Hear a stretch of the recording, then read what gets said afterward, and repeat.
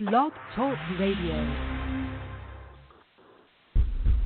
Welcome to Awakenings with Meiche, the weekly dose of spiritual and metaphysical insights and information for navigating the soul path. During the show, if you would like to call in for a reading or with comments or questions, call 347-539-5122 and press 1 on the keypad. Or join the Sacred Space of Empowerment live chat. Create a username by registering with Blog Talk Radio. It's great to connect with all of you here. Hey, you queen. All right, guests, if you're just coming in, other listeners that are coming in, it's time for our Awakenings Dialogue.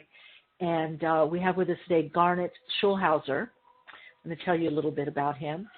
He's a retired lawyer, and he has 3 books published out: Dancing on a Stamp, The Dance of Heavenly Bliss, and I lost the other one, and The Dance of Spirit, Dancing Forever with Spirit. So you can find out more information by going to garnetschulhauser.com, and we're going to be diving into astral trips with Elbert, who takes him to meet Gaia, the consciousness of Mother Earth. How appropriate. All right, I want to give a warm welcome to Garnet Schulhauser. Welcome to the program. Hi, Michele. Thank you for inviting me. Yes, you're so welcome. It's great to have you on here. Oh, thank you, Tamara, put it in the chat. A lot of our listeners like to get the website URL and check out the person while they're listening. Yeah.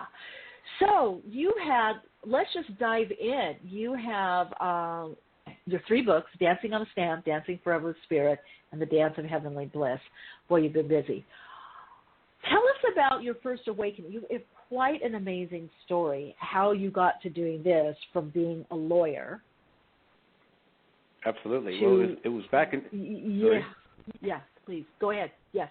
Oh, it was back in 2007. I was still practicing law, and I was walking down the street one sunny afternoon in May, and all of a sudden, out of nowhere, a homeless man just jumped out in front of me and stopped me in my tracks. And he looked like a very typical homeless person, but there was something very different about him. He had these amazing, dazzling, sparkling blue eyes. They seemed to be penetrating deep within me, right down to the depths of my soul. And I sensed that he knew everything about me, everything I'd ever said or done in my life, even though we never met before. But at the same time, and I didn't feel violated by this, but because at the same time, his eyes were sending me this wave of pure, unconditional love that was infusing my whole body with an amazing sense of peace and security and well-being. It was a wonderful feeling. I stood there like a deer caught in the headlights. I'm not sure how long it was. It was like a time warp. And then he broke the spell by saying to me, "Why are you here?" And then he promptly disappeared into a nearby store. And so when I collected my wits, I went into the store to try to find him. I had to find out who he was. I looked everywhere in the store. He was nowhere to be seen. I walked back out into the street, and I walked up and down for several blocks hoping to spot him, but he had seemingly disappeared into thin air. So the very next day, I went back to the same street at the very same time, hoping I could find him again. And after 10 minutes of searching, I spotted him sitting on a bench all by himself. So I went up to him and I said, "Who are you, and why did you stop me the other day?" And he said, "I'm a soul just like you. I'm here to answer your questions and help you on your journey." And that was the beginning of a dialogue I had with this man that went off and on for the next several months. And he told me early on his name was Elbert, and he was actually one of my spirit guides in disguise. And he had manifested himself physically as the homeless man to get my attention, to draw me into the conversation. Because after the first 3 appearances, he was no longer physical for me. He was just a voice in my head, and we communicated by telepathy. And he said to me, "Had I just started talking to you out of the blue as a voice in your head, you likely would have thought you were losing your mind." And so manifesting in physical form was his way of introducing me into the conversation, and it worked very well. So we had this dialogue. He answered all the big questions in life that I had been asking myself for years, like who am I, why am I here, what's my life purpose, and what happens to me when I die. And he answered all those questions and many more, and then he said to me, "I'm not just here to answer your questions. I want you to write a book about my revelations so they'll be available to everyone." And I was reluctant at first, but he was gently persuasive, and eventually I wrote the manuscript. They always are. Yeah. You can never argue with spirit. I found out they're always going to win. So then I wrote my first book, Dancing on a Stamp, and then he disappeared out of my life for a little while. Came back in again, Michele, in a slightly different format. It was I woke up one night in my bed, and I saw this ghost-like ethereal figure standing in the doorway of my bedroom. And when it moved closer to my bed, I could see it was Elbert, my old friend Elbert, the homeless man, except now he was in astral form. And he said, I've come to take you on a series of astral trips to the spirit side, other places in the universe, because I want you to write about what you see and hear in your next book. So then he literally reached out, grabbed my astral hand, pulled my astral body out of my physical body, and I turned around and looked, and my physical body was still sound asleep in bed. And we just rose up, with him holding my hand, we rose up through the ceiling, up through the clouds, and eventually made our way through a shimmering doorway to the spirit side. So those adventures are in my second book, Dancing Forever with Spirit. When that one was finished, he again disappeared for a while, came back again, this time again in astral form in my bedroom one night, unannounced. He always came unannounced. He never told me when he would be coming. And he took me on another series of adventures to meet some very wise and famous souls in the spirit side, to other planets in our galaxy, and to actually and I ended up having a conversation with Gaia, and those series of adventures are chronicled in my third book, Dance of Heavenly Bliss. Now, let me ask you, did you have any of these kinds of experiences or questions before connecting with Elbert? Well, I didn't have any experiences as such. I certainly had a lot of questions. As I mentioned, all the big questions I've been asking myself over the years, most of my adult life. I had been raised as a Roman Catholic, and by the time I hit my 30s, I had discarded most of my beliefs that I was taught as a child, and I was searching for a new paradigm, a new set of answers. And so then eventually, in 2007, Elbert appeared in my life, and he gave me the answers I'd been searching for. Okay. So it wasn't just the questions. You'd actually been seeking to change for a paradigm shift, it sounds like. Oh, I had been seeking. I had been seeking answers, a new paradigm to latch onto, and for years, and nothing really came, or at least I wasn't hearing the messages I was getting until Elbert showed up in my life in physical form, and I suspect I may have been getting the answers from my guides before, but I wasn't paying attention to it and wasn't hearing them, as happens to a lot of people. And so then he basically had said to me, he came into my life, he had to hit me over the head with a 2x4 to get my attention, and which he did, and then away I went. Love it, love it. Now, when you were an attorney, did you enjoy that? Did you feel that was part of, like, okay, this is what I'm doing, and did you have the question, is there more, or was there satisfaction there? Well, for the first, I practiced law for 34 years, so I'd say for the first 25 years, I enjoyed it, and then the last while, I really didn't enjoy it. I started to look for something else, and I think I was really searching for a new path to go on, because I wasn't enjoying practicing law. And so Elbert came into my life. I actually retired from the law about a year after Elbert first appeared, because the law just seemed irrelevant to me, and Elbert was clearly giving me a new path to follow, which I have been following and very much enjoying. Right. Now, let me ask you, when you were doing the law, then towards the end of that, then you started questioning or wanting something more. Is that true? I've been questioning. I put out the desire for more information for a new paradigm for quite a few years, actually, probably from the time I rejected most of Catholicism in my 30s. So there was a huge, long period there where I was searching for answers, and it eventually came to me. It started in 2007. Yeah, and I highlight this and reiterate the question because there's so much in the asking. A lot of people think, oh, this just happened out of the blue, but when you look at the first awakening that somebody's had, they've been asking all along, or divine disconnect, or discontent, or dissatisfaction, or is there more, or it's something. There's something always stirring that it seems Spirit, answers. Now, Garnet, had you written before? Did you know that you could write? I mean, had you written or even thought of writing before, or was this something new? It was totally new. I never even dreamed of writing a book before I met Elbert. I had no idea that I didn't know if I could write, and that's why it sort of struck me. Initially, I was reluctant when he said, "I want you to write a book," and it's like, why me? I said to him, "Why don't you get an accomplished author like Stephen King or J.K. Rowling to write your book, because they already know how to write books. I'm just a novice. I've never done it before." And he just said, "Oh, there's reasons for my, in what I do, and we want you to write a book." Eventually, later on, he said to me that one of the reasons I was chosen was that in some of my previous lives I'd had some writing experience, and they thought some of that might leak through to this life, and so that's why they chose me. And of course, this meeting that Elbert and I had was planned before I was born, between him and I. I don't remember any of that, but it was all planned beforehand. When I was doing my life plan before my incarnation, of course, I chose him to be one of my spirit guides, and we planned this meeting, we planned this event. But those things that we plan don't always pan out. I mean, somebody asked me once, well, what happened if I hadn't decided to seek him out that day and sit down and talk to him? What would have happened? Would there have been a plan B for me to connect with Elbert? I've asked him that. He won't say. But I'm glad I took plan A, because I'm very, very grateful about encountering him and having a dialogue and astral trips with him. So you had to answer the call. You could have gone the other way and not lived into this potential, but you answered the call.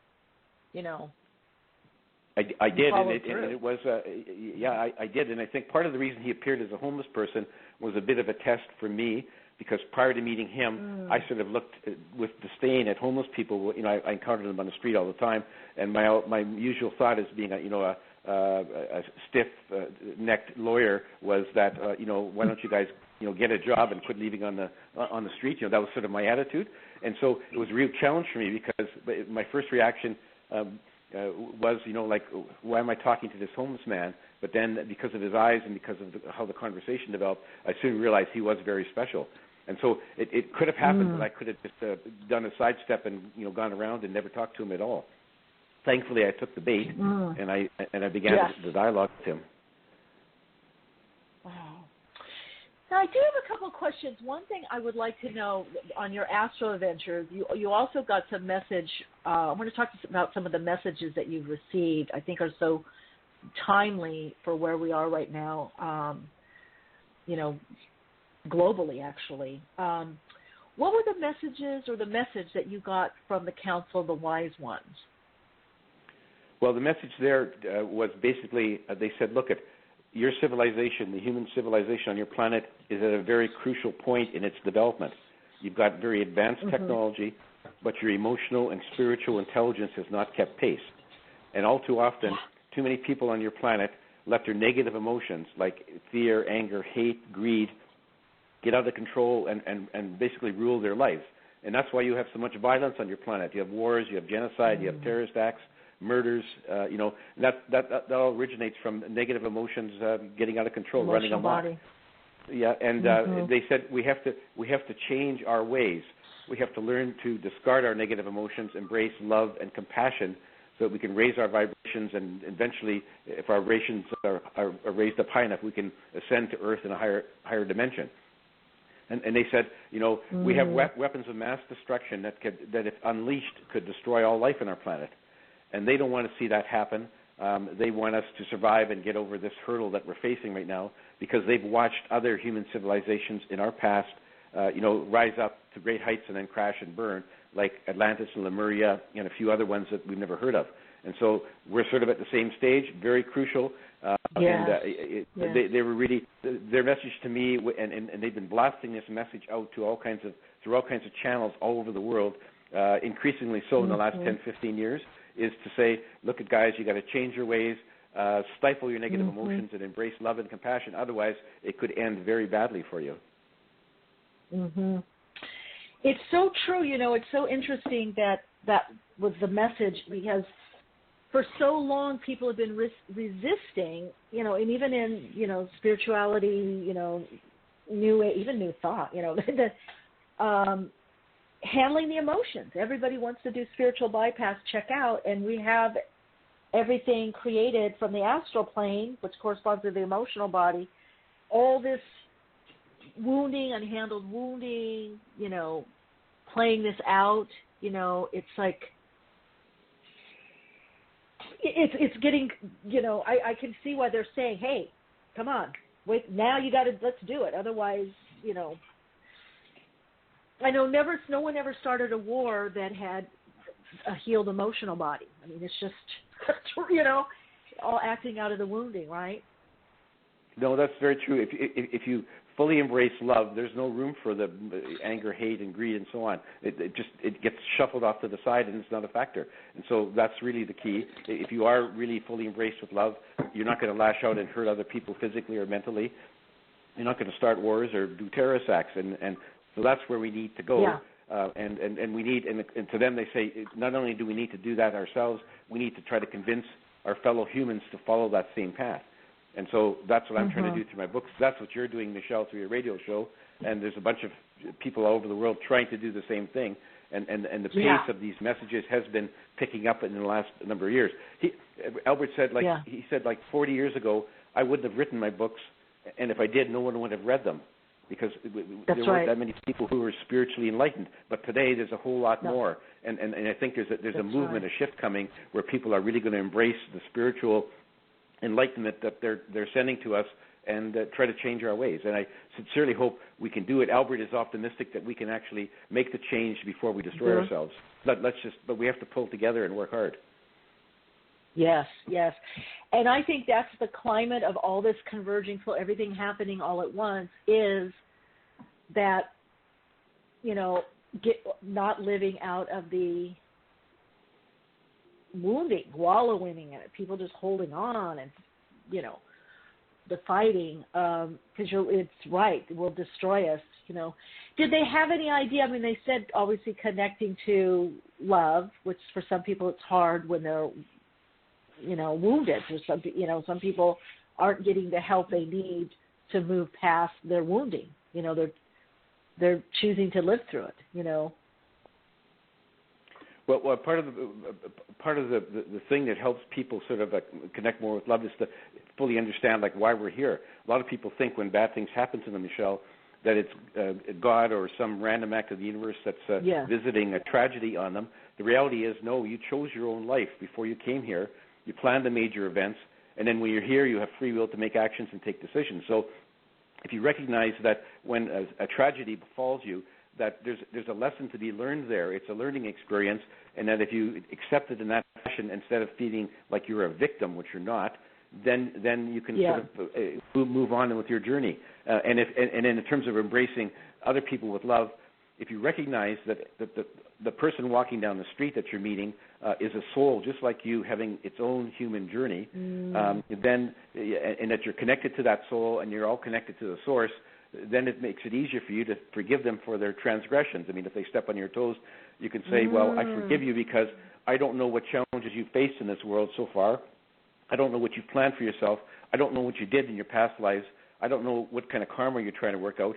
And so in the absence of that knowledge, I can't condemn you for your actions. I can only forgive you. And that's really how we have to look at when things happen to us. Yeah. I just did a meditation on that early this morning. I so agree. It's how to see how the other people can do what they're doing. They're doing it out of woundedness. You know, unfortunately, we may be in the proverbial line of fire when it happens, but they are acting out. You know, when you're telling me this, Garnet, when you're sharing this, it's telling me we're really having to rise to a much higher level of compassion, you know, and empathy, it sounds like. Yeah, absolutely. That's clearly where we have to go. And if we can do that, you know, we'll expand our consciousness, we'll raise our vibrations, and eventually, as I said, we'll be able to ascend to the new Earth, which is in a higher which exists right now, but it's in a higher vibratory dimension. And I actually, I actually had a visit to the new Earth. Elbert took me there in one of my trips, and the new Earth, and I talked with some descendants of a civilization who had lived in our Earth here eons ago in Central America. And what happened was that they were sort of a fairly peace-loving, you know, tribe. There wasn't a lot of violence or conflicts. And then one day somebody discovered that there was barbarian army encroaching on their territory, and this army was very violent with a lot of weapons, and they were going to wage war on them. And so these people had no weapons and didn't want to fight a war, so they got together with their spiritual leaders. They went and through revelations from the spirit side, these leaders led them into a mass meditation, and at the end of it, they all ascended up to the new earth. They raised their vibrations, and so so these people that I met were the descendants of these ascensions, and they had a wonderful, idyllic life. I mean, it was very simple, very close to nature. They didn't have to work, or they didn't have money, they didn't have crime, they had no negative emotions, and it was a very, very, very nice kind of existence. That's the kind of place where we should all aspire to be and try to make our earth like that, and get rid of all the violence and all the other negatives that we currently live with, Michele. Now, what did you see with the new earth? What were the changes that you saw? What really stood out for you? Well, the people there, they had basically learned to slow down the aging process, so they all, and they were very good at repairing injuries to tissue and so on. They had no diseases, basically, because they learned how to bend all those off. And so they all lived for several hundred years, and they didn't eat animal flesh. They ate liquid food, basically manufactured from plant material. And it looked like, to me, they looked like smoothies, sort of different colors. And they all had a tap for one of these in their homes, so they didn't have to pay for anything. Everything was looked after, and they were run by a governing body that was elected. But they never had any conflicts, and it was basically governance by consensus, because they all had the same goals, and because there was no greed or envy or anything else. No one aspired to get something over that the other person didn't have. So everyone was sort of in an egalitarian sort of society, and very peace loving. Right. And it was wonderful. So they could pursue. They didn't have to work. They could pursue, recreational activities. They could pursue art activities. They could, they could study other planets in the system. They actually did study our current Earth, and so when I came there, they said, "We know exactly what you guys are going through. I really hope that you can sort of pull through and join us up here." So it was just a lovely place. It's not the spirit side; it's still on the physical plane, but at a higher vibrational level than our current Earth. Yeah, and the only way that and people on our planet can get there by raising their vibrations to a high enough degree that they actually match the vibrations of the new Earth. And once that happens, you just sort of magically ascend, and you end up in the new Earth. And a lot of people, according to Elbert, have made the ascension. So, most of the time, it's sort of individuals here and there who just suddenly disappear, and that's where they've gone. Sometimes it's done in groups, but he says it's open to every one of us to get there, but we have to raise our vibrations, and you can't do that as long as you harbor any negative emotions. You have to fully embrace love. So that's the goal. Not easier said than done, Michele, for sure, but that's where we have to strive to attain that higher vibrational level. So true.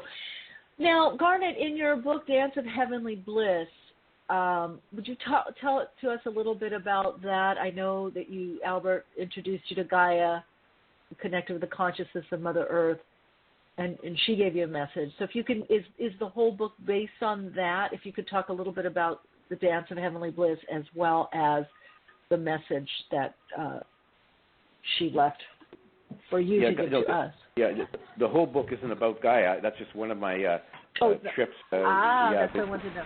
Okay. There's a bunch of other. About, then? Well, the book is about my astral travels, and it describes a whole bunch of things. Like there's a visit to the Council of Wise Ones. There's a conversation with Gaia. Okay. I went to another planet in the universe which is governed, a human society governed by women, a matriarchal society. I had a meeting with Jesus and Moses and his mother Mary, Jesus' mother Mary. I had a meeting with one of my guardian angels. I had a meeting with the goddess Athena. I also had a meeting with Lucifer, who actually is not the devil, but actually is a very benevolent angel. Very much bringer of light, the bearer of light, light bearer. Yeah. And I had a trip to he took me to a black hole in the center of the galaxy, which was actually quite frightening, but in the end result, it was no big deal. And then I had an experience at the very end with another soul on the spirit side, which led to the book title. So there's a number of things there. Would you like me to talk about my meeting with Gaia, or where would you like to go, Michele? Oh, I love it all. I want to hear about Gaia, but I'm also the black hole. So it sounds like you connected with different entities or energies of consciousness. And what would you say the overall let's kind of go a little bit broad and then narrow down. But what was the overall theme of these meetings for you? You know, why do you think Elbert brought you to them? Well, it's a bit of a mixed message. My meeting with Gaia was basically to give her message. Her message to me was, look, and she's the consciousness of our planet. She says, look at humans. You're a problem for me. I mean, you abuse planet Earth with all your pollution. You have been doing so for a long time, and that pollution is not only bad for you, but it's bad for the other animals on my planet. And she's fiercely protective of all of her flora and fauna, and she's also upset that humans have been abusing the other creatures on our planet, with our, hunting and killing and poisoning and trapping and everything else. And her message was, look, humans, please stop that. Stop abusing your environment. Stop abusing my other animals. Let's all just get together and live in peace and harmony in a very balanced ecosystem. And she said that, if we keep on our same course the way we are now, particularly with our pollution, we're going to end up, things could end up badly, and our planet could become unlivable. And so that was her message, very similar to what the Council of Wise Ones says, is that we need to change our ways. And she said, here's the surprising thing, Gaia said that she can manipulate some things on the planet, and she says that she has been over the last while increasing the intensity and rapidity of natural disasters on the planet, like hurricanes, floods, fires, whatever. And she says that she wants that to be a warning shot across our bow to tell humans, we don't change our ways, this stuff could get a lot worse before it gets better. And so that was really her message. Very interesting conversation I had with her. I like that. I gotten something similar in 2005, and if you look, since 2005, part of the quickening we have had, especially if you look December or November, December, and May, June, we have a lot more natural disasters, fires, hurricane, earthquake. So that what a confirmation. That is very, and is that consciousness further trying to, wake up more of humanity and say, look what you're doing? Is that the reasoning? Absolutely. She's trying to wake us up from our stupor. She's trying to make us realize that these things are going to increase in intensity and frequency unless we sort of change our ways, because a lot of it is originating from our pollution over the years. And so that it really is a wake-up call for her to us. The problem is most humans don't realize it is a wake-up call. Some of us are. Yeah. And she admits that we've been doing better about controlling pollution in the last 20 or 30 years, but we have a long ways to go yet, and we really need to focus on it. Otherwise, we'll just end up poisoning the home that we live in. Mm-hmm. So it seems to me, and by what this consciousness is imparting, is that, we are getting, part of the awakenings, one of them is the shakeup. It is this, something has to change. And from what you know from Elbert and the other energies that you connected with, you said he seemed hopeful. Does it seem hopeful or positive that more people will start really heeding the messages and the warnings? Is what you're saying? There's warnings. Yeah, there's a warning, and Elbert, as I mentioned before, Elbert is optimistic that we can get past this crucial point. Yeah, he's optimistic, but he says it's not going to happen overnight.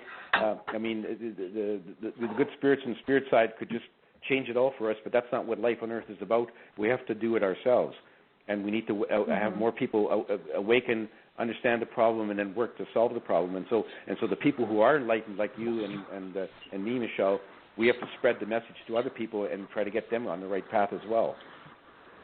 Mm-hmm. But he's optimistic. That makes me,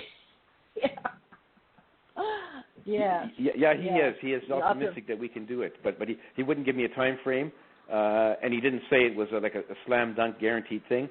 But he said he's optimistic we will do it, and that gives me a lot of encouragement, Michele. Yeah, me as well to hear you say that and that's interesting. We don't know. People have been looking, even physicists. What's the tip? Metaphysicians, spiritualists. What's the tipping point? And they were trying to see a number. There doesn't seem to be a number, like how many people have to get it or awaken more. At least one awakening, at least something. And then there are those that awaken and then don't follow through anymore. They kind of roll back into complacency or, again, because of wounding, like you said earlier. It's an emotional body. They're not doing what they need to do, to let go of, like you said, the victim-martyr archetype. That one really kind of keeps us all stuck, Yeah, it's a real struggle. One of the big challenges of a life on Earth as a human. And just so you know, Elbert has told me that the Earth School is one of the toughest in the universe, and we all recognize that right now. It's not an easy journey to have. Yeah. And he's often said to me that every human should pat themselves on the back for being so courageous as to come into this very tough school. And so, pat yourself on the back, Michele. Yeah. I will. I do every now and then, but then I think, oh my God, I do remember coming here going, I kind of knew. I didn't have the let me just jump in mode. I kind of knew. So, yeah. So that was a guy. Now, what about Athena? You said you connected with Athena. Yeah, I did. She was a very, she appeared, first of all, souls in the spirit side can appear in whatever form they wish, and they often will appear as they were in a last life on Earth. But they can change it, and of course we all go through many different sort of roles, and we incarnate as both sexes and so on. Anyway, she appeared to me as she was in her last life in ancient Greece, and she was basically a priestess who specialized in helping people, with their problems, and she was a very wise soul, and people from all over the place came to get her advice, and she was a master soul, so she managed to perform the miracles, just like Jesus and Moses and some of the other people. She performed miracles by focusing her thoughts into powerful beams of energy, and so she could manipulate matter and do things that we would call magical or miracle. And so the people were so impressed by this that they decided that she was a goddess, and so they claimed her to be the goddess of wisdom. So then I saw her on the spirit side, and she said, she was recruited by the Council of Wise Ones to go to ancient Greece and try to help the people there, and she was happy to do that, and she still tries to help people now today by sending powerful messages and intuitive guidance here and there where it helps. And one of the things that she said to me was that really helped me was that she said, you've been asking the question, what is my life's purpose? And she said, that's a difficult thing to figure out, and you really have to sort of listen to your guides, because your guides are always trying to steer you in the right direction. But the messages are very subtle. They're like intuitive flashes, gut feelings, whispers in your mind, coincidental events.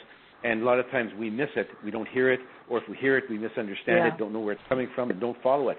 But she says your guides are always there to try to steer you on the course that you have planned for yourself in your life plan. But all too often we just don't hear it and we go off course. But she says the bottom line is, if you feel like your life is unbalanced, then you're likely on the right course, and that's probably what you should be doing. On the other hand, she says if you feel like you're banging your head against a brick wall, then that's a signal that you should back up and find another route. And so that was sort of some wise advice. And so for all the people out there, if you feel like you're unbalanced, you're probably following the path you had planned. And if you're just miserable about what you're doing, maybe you should seek another path. Very wise advice. Yes. So if you're banging the head against the wall, you can't make headway, wrong path. But if you are a little uncertain, off kilter, right path. Yeah. The big test is sometimes you reach obstacles on your path that you have to sort of bear down and with some determination to get through, because that's what's supposed to be. It's supposed to be not easy. But then another time you come to a brick wall, dead end, and then that's when you should stop trying to break through and find another route. So the real challenge is to find out when you're on the right path, but it's just a difficult path, or whether you're totally on the wrong path. And that's not easy, but again, she says, listen to your guides, because they're always telling you which way to go. Mm-hmm.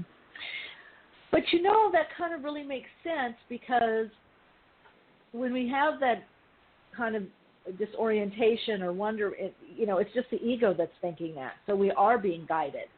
It's just, so that does kind of, make sense to me. And the beating the head against the wall, being the wrong, that you're off path makes sense as well. Thank you for that. Thank you so much. Now, one thing I really want to know about, because meeting Christ, Jesus Christ, fine, but Hitler, Adolf Hitler. Oh, that was quite an experience. And this was on the spirit side. And Elbert said to me, "I'm going to take you to meet two people." He says one was a paragon of virtue, and the other one was an evil monster. And I couldn't for the life of me think about who I was going to meet. But there it was, sitting on a bench, and they were having a very friendly conversation. Was Jesus Christ and Adolf Hitler. And Hitler was in sort of his military uniform, exactly like he looked in the newsreels. And so I started the conversation with him, and he said he soon morphed back into what he called his normal shape on the spirit side, which was a handsome young man called David. He said to me, yes, my last life on earth, I was Adolf Hitler. And he says he's very sorry about all the bad things that he did. But he says that they weren't planned beforehand, and they resulted from his negative emotions just running amok and getting totally out of control. And he was very sorry for that. He told me that he was keen to plan out another incarnation on Earth so he could come back and make amends and wipe out some of that negative karma he accumulated. But the interesting thing that he said to me was that since returning to the spirit side, he has met with all of the victims of his death camps. There's been total reconciliation. Wow.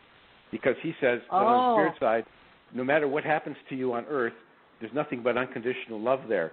And so these people, even though they were murdered by Hitler, when they get back to the spirit side, they had nothing but love for him, total reconciliation, which is really surprising to a lot of people, but that's what happens on the spirit side. So that was his story. Then Jesus was sitting next to him, and I said, well, how did it rise with you? And he said, well, he was a master soul, still is, who was recruited by the Council of Wise Ones to incarnate, way back over 2,000 years ago, because they felt that he could sort of help humanity at that stage take the next step up the spiritual ladder. So he incarnated, and because he also, like Athena, could focus his thoughts into powerful beams of energy, he created his miracles, like walking on water and turning water into wine, raising people from the dead. And he said he did that to draw attention to himself. He wanted to gather as many followers as he could to hear his message, with the hopes that they would in turn spread the message to others and help humanity. And so that's what he did. I said to him, if you could create these miracles, why did you let yourself be crucified on the cross? And he said, I could have stopped that, but I wanted to make a dramatic message to my followers, and I thought dying on the cross and then ascending up into heaven would make a very bold statement, and that's why he did it. And, of course, he knew all along where he came from, and he knew where he was going. He knew this physical life on earth was just temporary. So that's why he did it. And he said that he assumed that the religious men who followed him, like his apostles and then all the popes since then, that they would start a religion. He was more or less happy that they were teaching people all the good things that he had taught his followers, but he was a little bit upset about some of the ways they had developed over time with some of their rules and beliefs, because they were being run by men who had their own agendas. And so there was some good and bad to it, but overall he said, that's life on earth. You can't sort of dictate what happens. You just start the ball rolling down the hill. You never know quite where it's going to go. Right. Wow, powerful. How did you feel in their presence? Well, I was sort of in awe. I mean, initially I was almost a bit apprehensive about meeting Hitler, but then once he morphed into his normal state, then I realized he was just a beautiful, learning soul like everyone else, and that he had made some really bad mistakes, but he really wanted to make amends. And in Jesus, it was sort of like a bit of awe, because I'd been raised, as I say, as a Roman Catholic, and so he was the center of my religion, and I was really happy to know that he actually did exist, and that he was then and still is a very wise and advanced master soul.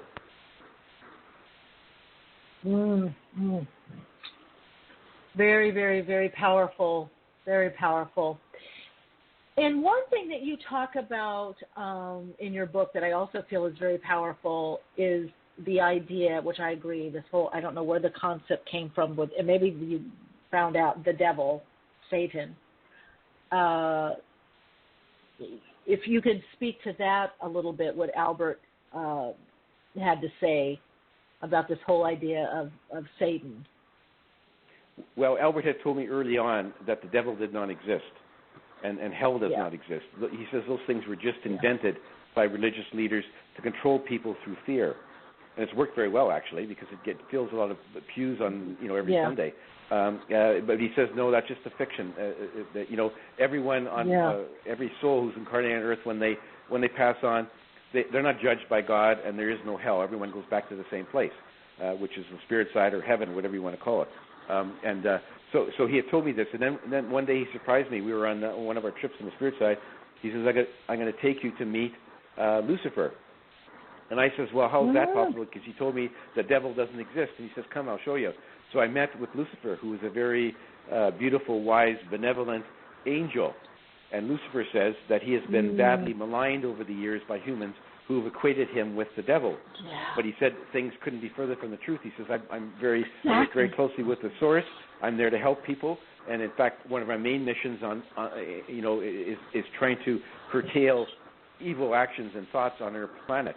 So that was his role, totally benevolent, nothing evil about him at all. And so that was really an eye-opener. And I sort of felt sorry for the guy because he had been so badly maligned over the years as being equated with Satan and the devil, but it was just totally untrue. Yeah. He's there to help and bearer of light bearer. It's interesting how some things have been changed to control and manipulate, right? It seems like that's, and you're right, it did work. You said that it worked, it's been a very effective tool. Garnet. Yes, fascinating, but we're all freeing up, and your books are helping us do that. They're contributing to this great soul awakening. We're out of time. I have so enjoyed, and people in the chat are just buzzing, and so thankful that you came on the program and really loving the sharing. It's been really, really wonderful to connect with you. And you have an open invite to come back anytime. Garnet, thank you so much for being on Awakenings. Oh, thank you for inviting me, Michele. I enjoyed this very much, and I'd be delighted to come back on the show again sometime. Wonderful. That's great. Thank you. All right, everyone. Thank you for being here as well. Of course, we were talking to Garnet Schulhauser, and he's got 3 amazing books out, Dancing on a Stamp, Dancing Forever with Spirit, and Dance of Heavenly Bliss as well.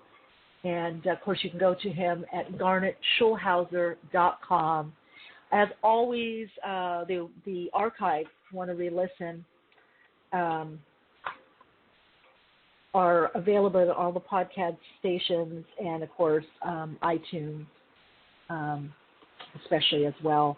So you can find out more information about Garnet, about Awakenings with Meiche, and you can also go to his website. Thank you so much, everybody, for being here. You all are so amazing. Bye, everyone in the chat. You guys were all great. And I love that what Garnet said.